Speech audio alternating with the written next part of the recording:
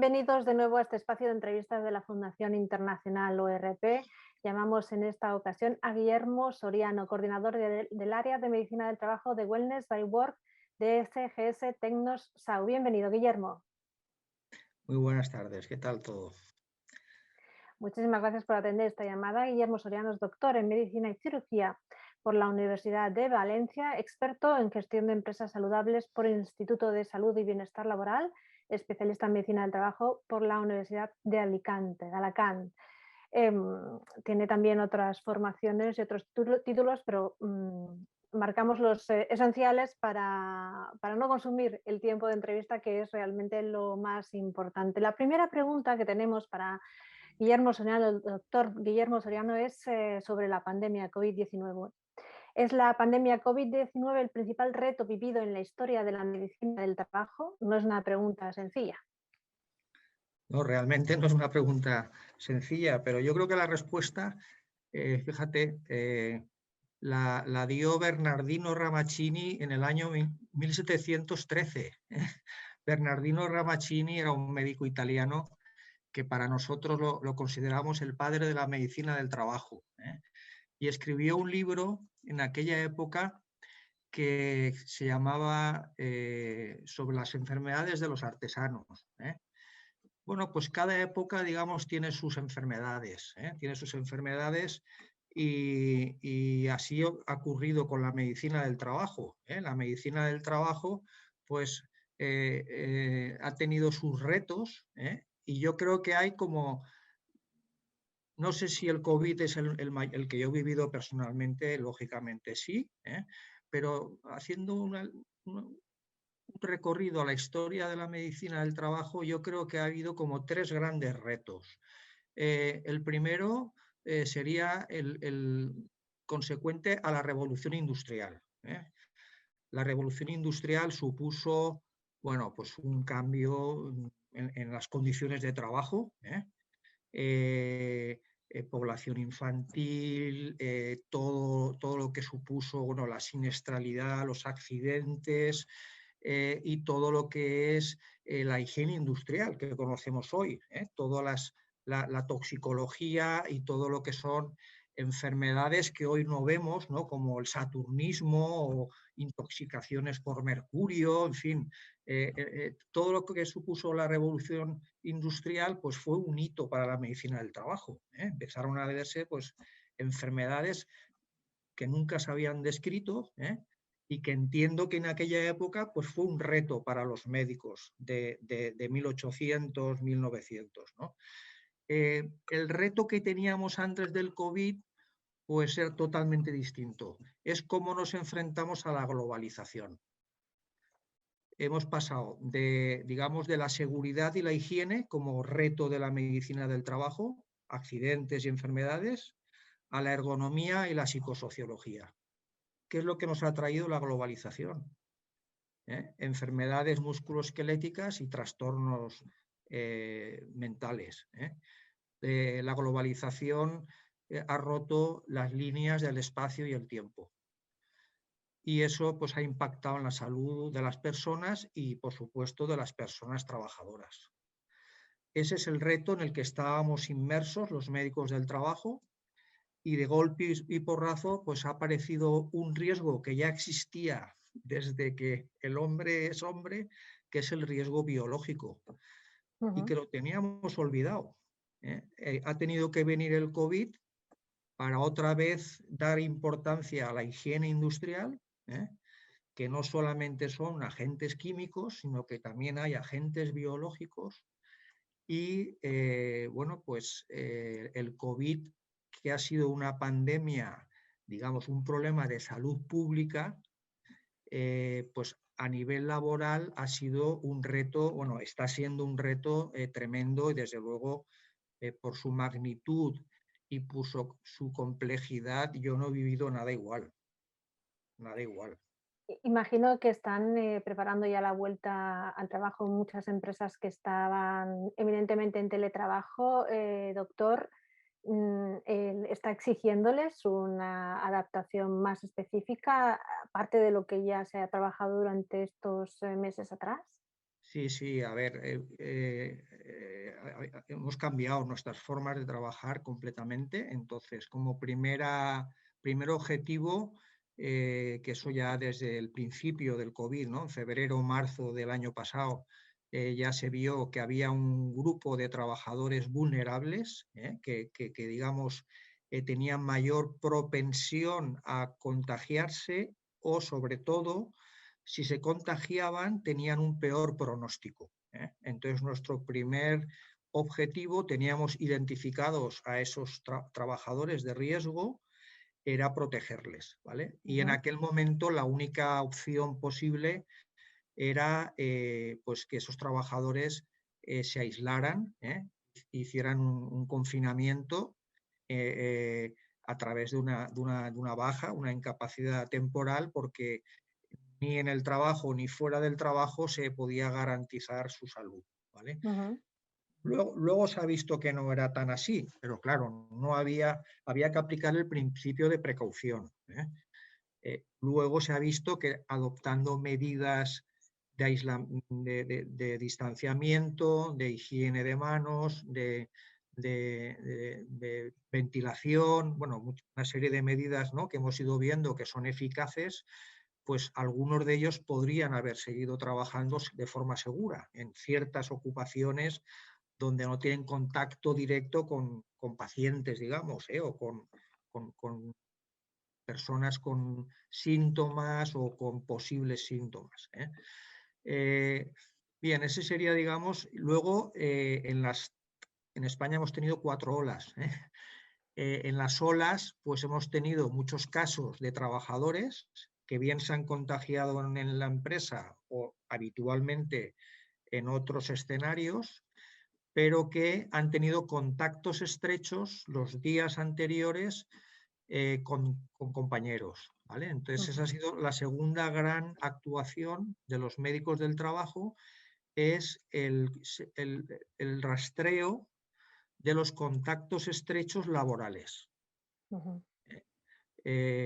Y como también el criterio de contacto estrecho ha ido cambiando un poco a lo largo de estos casi, bueno, meses, ya año, Un año cumplido, pues sí. claro, lo que antes era un contacto estrecho, luego ha dejado de serlo, luego se ha ampliado el espectro, porque antes era 15 minutos, no decía si era con protección o no, luego con protección adecuada, luego 15 minutos, pero no de forma seguida, sino en las últimas 24 horas. Claro, en las últimas 24 horas, haber estado 15 minutos con alguien que encima en un porcentaje muy elevado, entre el 30 y el 50%, era asintomático, es muy difícil saber si realmente ha habido contacto estrecho o no. Entonces, lo hemos tenido bastante complicado en las empresas, sobre todo en la pequeña y mediana empresa.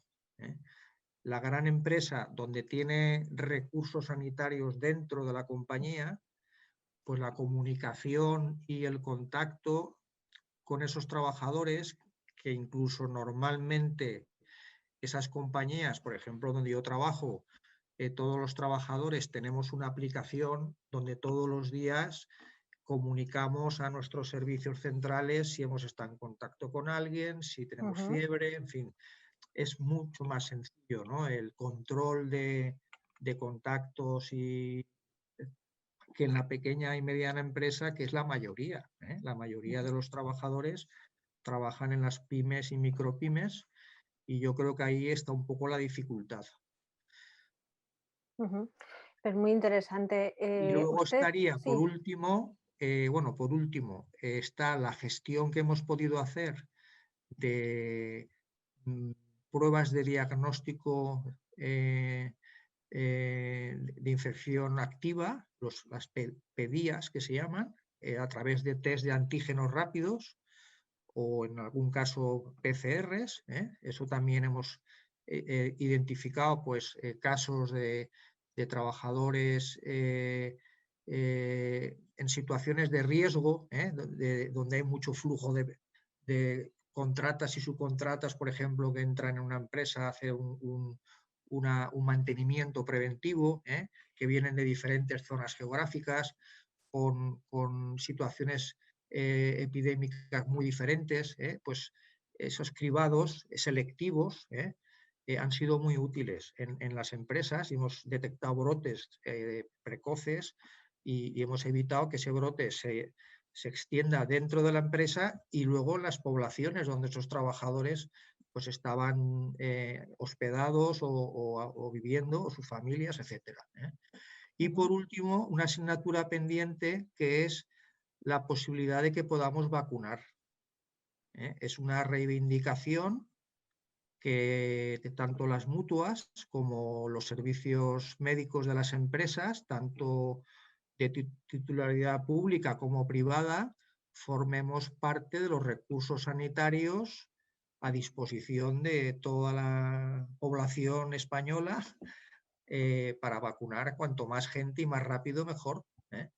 Entonces, pues hay más de 5.000 enfermeros y médicos del trabajo que estamos dispuestos a vacunar a nuestros trabajadores o en los polígonos industriales donde tenemos las empresas o donde nos digan. O sea, no tenemos vamos, todo lo contrario. Y ahí pues está viendo, quizá porque no hay vacunas, claro, no te voy a decir, bueno, te dejamos vacunar, pero no te damos vacunas, no tiene sentido. Eso es un poco quizá por lo que no hemos entrado a formar parte activa de, digamos, de esa parte del proceso que faltaría por cubrir. Sí, efectivamente, quizás sea esa la causa, porque en principio sí se había aprobado que las mutuas Sí, entraran dentro del programa de vacunación. La siguiente pregunta sería muy obvia. ¿Qué pasos no pueden volver atrás en medicina del trabajo? Usted apuntaba antes el uso de APPs y de sistemas que simplifican la información de contacto, por ejemplo. Pero ¿qué otros pasos? Digamos, o sea, las nuevas tecnologías han llegado, se van a quedar y además han demostrado su utilidad, sobre todo en información en tiempo real o cuasi real. Pero entendemos que hay conceptos o hechos conceptuales que quizás se han ganado en este tiempo y bien, sería interesante no perderlos, ¿cierto? sí, sí. Varios temas. Por un lado, en España y en general en todos los países, ¿no? Hay una legislación, ¿vale? que viene a decir que la salud laboral es un derecho universal. Ujú, ¿eh? Todos los trabajadores tienen derecho a que su salud se vele por su salud laboral, o sea, que sus condiciones de trabajo no le produzcan daños, y para eso, pues, entre otras disciplinas, hay una que es la medicina del trabajo, medicina y enfermería del trabajo, pues que tienen que verificar que las medidas preventivas que están adoptando las empresas son eficaces y que no producen daño. Y si no son eficaces, pues intentar detectar esos daños de forma precoz. ¿Vale? Eso está legislado, es obligatorio y es universal. Si es a través de un servicio propio, ajeno, privado, público, tal, eso son otras batallas. Pero digamos, lo importante está, o sea, que no es cuestión de sacar más leyes ni que la ley de prevención es mala y que no, lo que hay que hacer es aplicar lo que hay. ¿Vale? Pero si no se aplica, por cambiarla no va a ser mejor. Si lo que hay no se aplica, pues entonces en la ley esa hay un artículo muy bonito que es el 38 del Reglamento de los Servicios de Prevención que habla de colaboración de los servicios sanitarios, de los servicios de prevención con el Sistema Nacional de Salud, ujú, tanto a nivel ministerio como de las comunidades autónomas. ¿Vale? Los servicios de salud laboral somos un subsistema del sistema de salud de un Estado. ujú. Somos un subsistema que se tendrá que regular o lo que sea. Y atendemos al 43% de la población. Aprovéchese, aprovéchese. ¿Por qué no tenemos acceso a la historia clínica? Si un trabajador hace un mes se hizo una prueba de colesterol o una radiografía en su centro de salud, ¿por qué le tengo que repetir yo esa prueba? Si ya la tengo, pero no tengo acceso a esa prueba. Entonces, esta experiencia del COVID ha servido para que los sistemas de información en salud laboral que existen en unas comunidades más desarrolladas, como la Comunidad Valenciana, por el SISAL, el SISBEL, etcétera, y en otras, o la Bucasis, en otras comunidades menos desarrolladas, pues que ha habido que funcionar pues, con hojas Excel, con correos electrónicos y tal, sin acceso directo a los programas, digamos, con todas las medidas de seguridad de protección de datos. Eso es una oportunidad que se ha abierto impresionante. O sea, ahora mismo el COVID nos ha puesto en común a los servicios médicos de las empresas con los servicios públicos de las comunidades autónomas de salud pública. ¿Por qué? Porque se trataba de una enfermedad de declaración obligatoria. Y entonces cualquier personal sanitario que detecta un posible caso de COVID está obligado a comunicarlo y por lo tanto la autoridad sanitaria, entre comillas, está obligada a darme el circuito de comunicación. No me puedo obligar a mí a comunicar una cosa y no decirme cómo lo tengo que hacer y darme la herramienta, ¿vale? Bueno, pues una sordera profesional, un túnel carpiano, un estrés severo laboral, una tendinitis, un cáncer profesional, para mí tienen el mismo valor que un COVID. ¿Por qué no puede haber esa comunicación entre los sistemas de información de los servicios de las médicos de las empresas y del sistema sanitario público?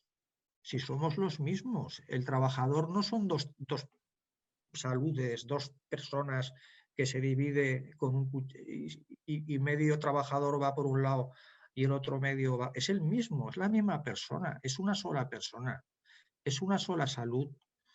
Y el trabajo influye en su salud extralaboral y la salud extralaboral, lo que come fuera o lo se hace fuera de ejercicio o el fin de semana descansa o no descansa bien, influye luego en el trabajo. Entonces, esa comunicación es importante. En el COVID ha habido buenísima comunicación. De verdad que quiero aprovechar esto para felicitar al Ministerio de Sanidad y a las direcciones de salud pública de las 17 comunidades autónomas y las 2 ciudades autónomas. Ha sido para mí una experiencia fantástica. Pero sería una pena, me has preguntado, ¿qué experiencia? Esta. De verdad, esta. Que estemos comunicados con los sistemas públicos de salud. O sea, ¿por qué yo no puedo recetar un medicamento y hacer perder el tiempo a un trabajador para que vaya es que eso existía, la prestación médico-farmacéutica por parte de los servicios médicos del trabajo con todos los controles del mundo. Por supuesto que sí, o sea, que no sea un cachondeo y un fraude, pero es un valor que aportamos al trabajador, a la empresa y a la sociedad que se está desperdiciando totalmente. O sea, es absurdo que un médico del trabajo, con la formación que tiene, no pueda recetar y prevenir a lo mejor una baja por haber recetado un antiinflamatorio hoy o dentro de 5 días, cuando vaya su médico de familia. Que ya ha llegado tarde. Es que eso no me cabe a mí en la cabeza. Y eso es muy fácil de hacer. ¿Qué hace falta? Voluntad política. En todos los programas políticos aparece que esto es muy importante, la salud de los trabajadores es fantástico, el día 1 de mayo todo el mundo dice que esto es tal, el 28 de abril. Pero luego los 363 días después, siguientes, menos el 1 de mayo y el 28 de abril, hasta el año que viene, Lucas. Ujú. Eso es mi experiencia, ¿eh? Con excepciones y tal, pero lecciones, no hay que cambiar la norma está, si se quiere, si hay voluntad política, se podría dar un salto de calidad en la medicina del trabajo en España espectacular.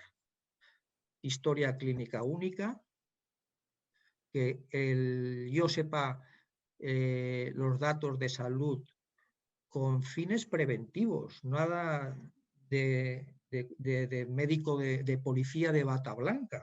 Yo no soy policía de bata blanca. Ujú.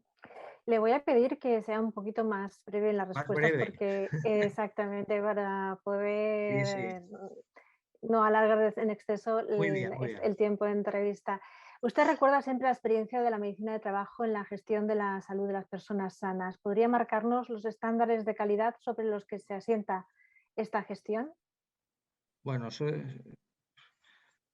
quizá faltan estándares de calidad, ¿vale? Ujú, Eh, eh, Ahí yo creo que, primero, para marcar estándares de calidad, tendríamos que tener primero claro qué es el concepto de salud.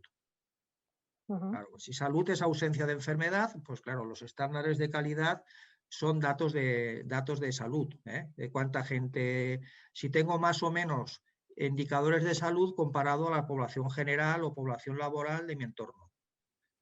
¿Vale? Si para uno estar sano es no tener colesterol, tener el azúcar normal o el índice de masa corporal normal, pues es unos indicadores de salud. ¿Vale? Entonces, bueno, pues eso sería un poco decir, eh, eh, ¿cómo te encuentras? Pues yo me encuentro bien, bienestar, ¿vale? Con ese concepto de salud, pues hay unos indicadores. Pero decir, ¿tú cómo estás? ¿Vale? Entonces estamos hablando ya de bien ser. ujú, Es un concepto de salud mucho más amplio. Incluye, pues, por supuesto, lo físico, ¿no? Pero también el bienestar, incluye la salud social, incluye la salud económica, incluye la salud intelectual, ¿eh? Incluye la salud espiritual. Bueno, pues son 6 dimensiones de la salud, más holístico, más integral, y decir, yo estoy bien, aunque tenga el colesterol alto, ujú. pero estoy autorrealizado con mi familia, con mi entorno, en mi empresa, estoy a gusto, ¿eh? Aunque tenga la tensión alta. Entonces, claro, los indicadores cambian mucho según el enfoque de salud que uno tenga. Entonces, eso es un poco... Y luego también, otra cosa importante es si el enfoque es individual o tenemos un enfoque colectivo. O sea, ¿estamos hablando de mi salud o estamos hablando de nuestra salud? Entonces ahí entra el concepto de empresa saludable. O sea, la salud de la empresa, no de Ujú. las personas individualmente, sino de la empresa como colectivo. ¿Vale? Yo me gusta hablar del código postal, ¿eh? Es decir, igual que hay países, ¿no?, que según donde están tienen una esperanza de vida diferente, muy baja, ¿no?, en ciertos sitios, muy alta en otros, y digamos en Ujú, los mapas salen de colores, ¿no? Pues color sí, rojo es que tienes una esperanza de vida de 45 años. Bueno, pues eso en las empresas también, ¿eh? Y es el código postal, ¿eh? Depende de tu empresa, de si creen en esto, pues te ha tocado vivir en una empresa con una salud colectiva de país pobre, ujú. aunque la empresa gane mucho dinero, ¿eh? Entonces, bueno, pues eso, las empresas, los países no pueden elegir el código postal, pero las empresas sí. Las Muy empresas pueden interesante. elegir el código postal. Eso es la cultura, el liderazgo, depende no depende de la tensión arterial ni del colesterol, Ujú. depende del concepto de salud integral y colectivo. Ahí Muchísimas están, gracias. ahí están los indicadores de calidad que tú me preguntabas. Correcto. ¿Por qué tener una empresa saludable no es tener solo políticas de cuidado de la salud de las personas? En cierta manera ya lo está esbozando, lo has Sí, expresado en la anterior respuesta, ¿no? Pero si lo podemos concretar un poquito bueno, más. concretar, mira, a ver, yo voy mucho a las empresas, el tipo de empresa en el que yo me muevo es empresa grande, ¿vale? Ujú, Y todas, en cuanto llegas, lo primero que ves ahí es un cartel enorme, política de empresa. Y en el segundo párrafo está la palabra salud. Salud, bienestar, grande, ¿vale? Bueno, la política, como en la política pura y dura, no deja de ser una declaración de intenciones, ¿eh?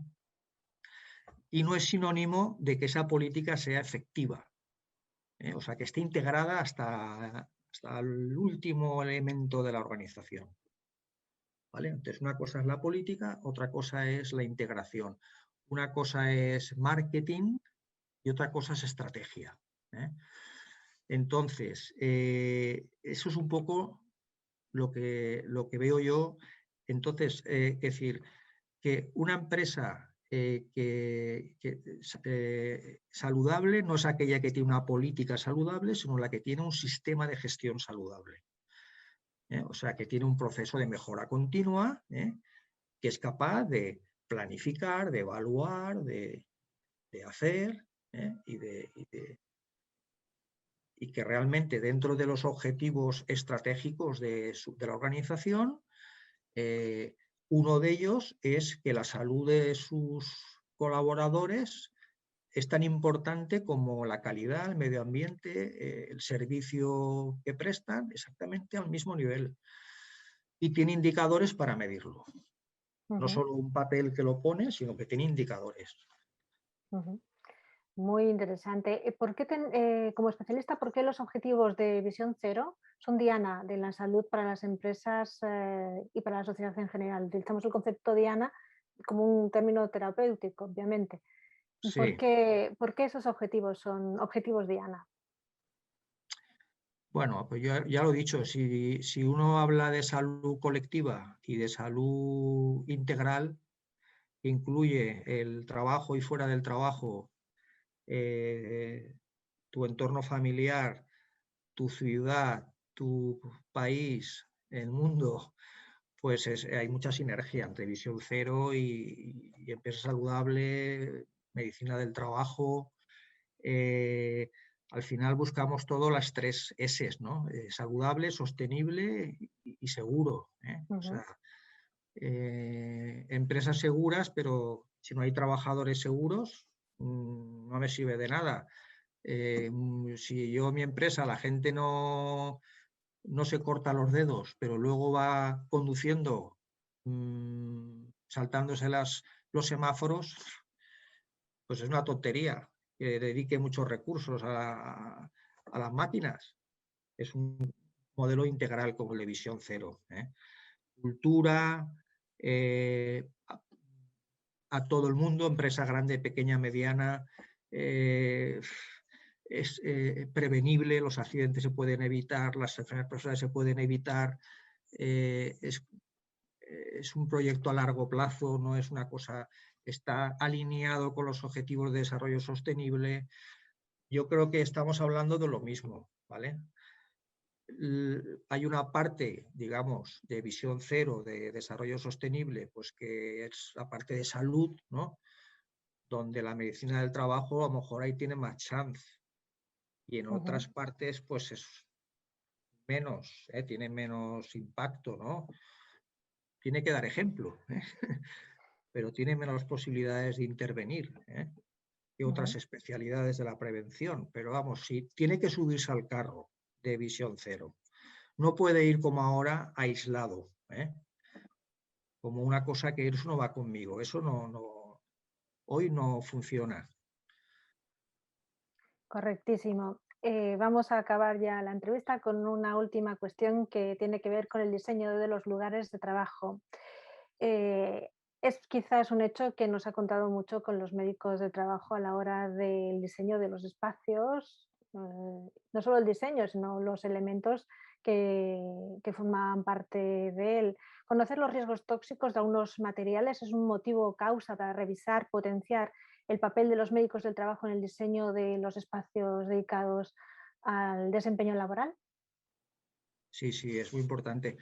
A ver, el riesgo químico está muy presente. Hablamos ahora hasta, digamos, hablamos mucho de los riesgos emergentes, ¿no? El tema psicosocial, tal, pero el riesgo químico no ha desaparecido, ¿eh? Ujú, O sea, digamos, empresas químicas no hay tantas, ¿eh? Estamos hablando de entre un 3,5 o 5% de la población ocupada trabaja en una empresa con CENAE, industria química, ¿eh? Pero uno de cada 4 trabajadores manipula productos químicos en su trabajo. Hay muchísimas ocupaciones que no son del sector químico, pero manipulan productos químicos. Entonces, y la mayoría de los problemas es porque no se han analizado en fase de proyecto, digamos. Cuando se va a comprar un producto químico, antes de comprarlo, pregunte usted qué riesgos voy a entrar en mi empresa. ¿Se ujú, puede sustituir por otro? ¿Cómo voy a prevenir esos riesgos? Entonces, es bidireccional. Ni el médico del trabajo se ha comunicado con compras, con recursos humanos, con prevención técnica, ni prevención técnica con nosotros. O sea, nos hemos comunicado cuando ya se ha generado el problema. Es bidireccional. La culpa, si hablamos de culpa, que en prevención nunca hay que hablar de culpables, ¿no? Sino de cómo resolver los problemas. Pero es bidireccional, ¿eh? O sea, nosotros no hemos sabido trabajar en equipo, ¿eh? No hemos sabido hacer una de nuestras funciones transversales más importantes, que es ser gestores. No sabemos ser buenos gestores, ¿eh? Nos ha costado mucho siglos, quitarnos las orejeras de médicos asistenciales, que es una parte de nuestro trabajo, pero tenemos una parte muy importante de médicos gestores. Gestor con la dirección, gestor con los trabajadores, gestor con recursos humanos, con compras.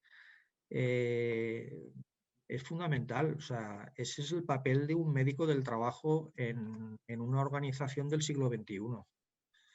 ujú. Pues muchísimas gracias. Vamos a cerrar aquí este tiempo de entrevista en la Fundación Internacional ORP con Guillermo Soriano, coordinador del área de medicina del trabajo Wellness by Work de SGS Tecnosau. Como cierre, hacemos un breve resumen de algunas de las píldoras que nos ha dejado, que son muchísimas, pero las concentramos en básicamente tres. La primera de ellas, que no se dé un paso atrás a la hora de compartir la información entre los servicios públicos de salud y los servicios de medicina del trabajo y los sistemas de prevención en el trabajo. Es necesaria una definición de salud individual y colectiva en referencia también al propio entorno en el que se sitúa una persona o una empresa, por ejemplo, y ha marcado una interesante diferencia entre bienestar y bien ser. Una interesante diferencia que marca una definición completamente holística de lo que es la salud, el bienestar y también la salud mental y de convivencia. Se podría definir de esta manera. Muchísimas gracias por atender esta llamada, doctor. Devolvemos la atención a nuestros espectadores, que esperamos volver a disfrutarlos muy pronto. Pues muchas gracias a vosotros.